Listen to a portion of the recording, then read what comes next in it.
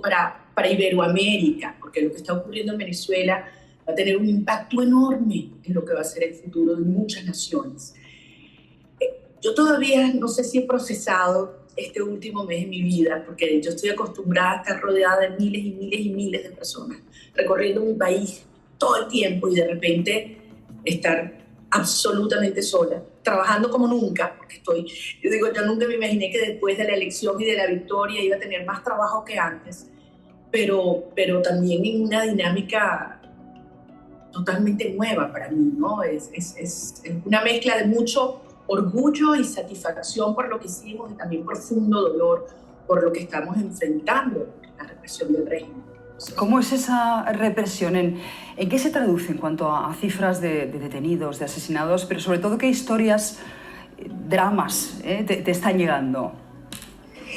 Fíjate, las cifras son aterradoras. A veces las cifras son tan frías que tapan, entierran la realidad humana detrás de cada una de ellas. Y hay que pensar lo que significa 150 niños secuestrados y presos, separados de sus padres. Ves cada historia, una muchachita que era una músico de la orquesta sinfónica que se la llevaron en la calle porque estaba protestando, otra que la fueron y la sacaron arrastrada de su casa, un muchachito de 13 años que lo separaron de su padre, o sea, cosas, niños que han sido maltratados, torturados, obligados a grabar videos alabando a Maduro. Es una cosa realmente monstruosa.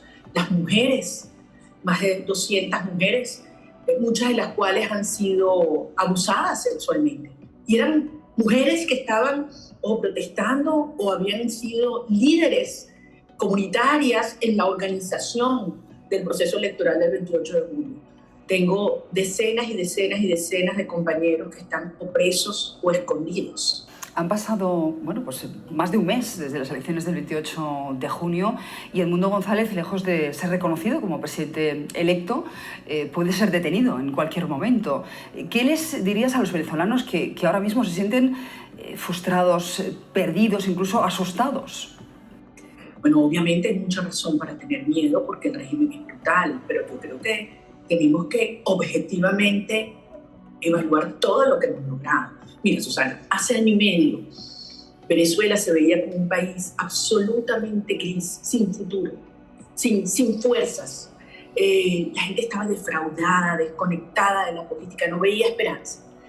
Y nos decían que era imposible levantar al país. Y lo hicimos. Y arrasamos, les ganamos por paliza. Y después nos decían que era imposible demostrar la victoria.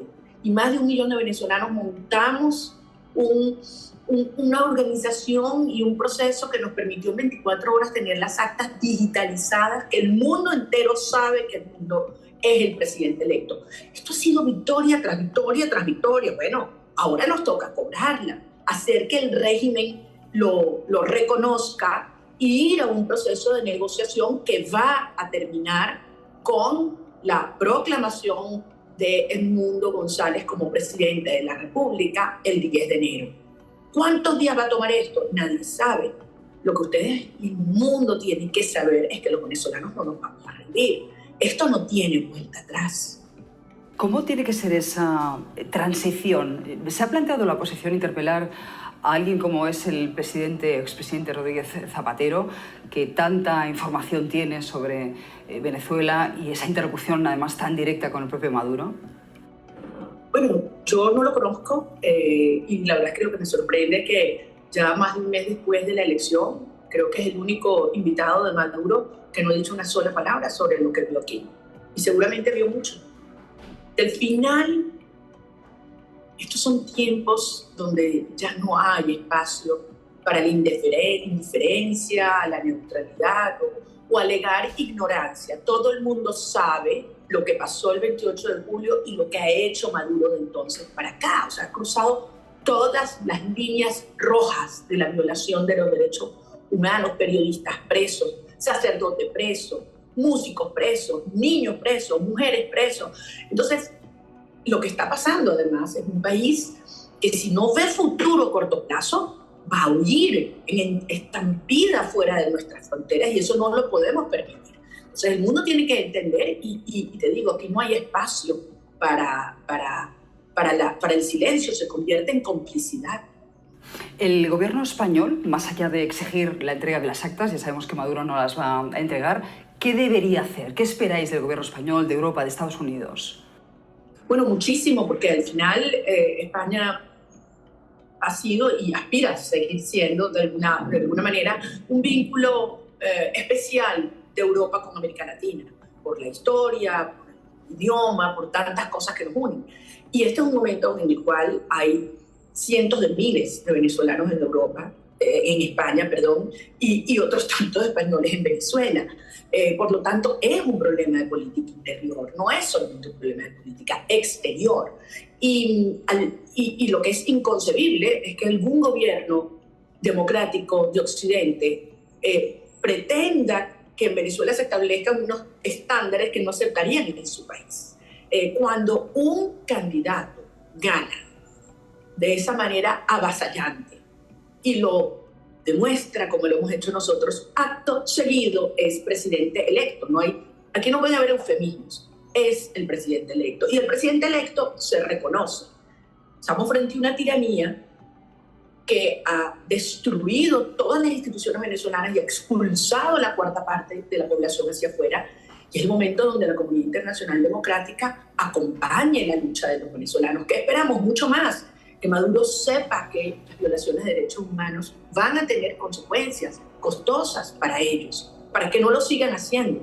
Y desde luego que se reconozca a Edmundo González como lo que es presidente electo de Venezuela, y España debería liderar ese proceso. Maduro culpa a la oposición del gran apagón que estáis sufriendo. Dice que es un acto de sabotaje. ¿Qué respondéis vosotros? Es que nos acusan de todo. Si llueve es porque llueve, si hay sequía es porque hay sequía. Es decir, es algo tan desgastado. Maduro ha perdido completamente el contacto con la realidad. Es decir, es como en una negación absoluta de lo que está pasando, viviendo Venezuela. Cuando eso empieza a pasarle a los sistemas totalitarios, yo creo que es un reflejo inequívoco de que hay un proceso de descalabro interno. Maduro se ha entrincherado.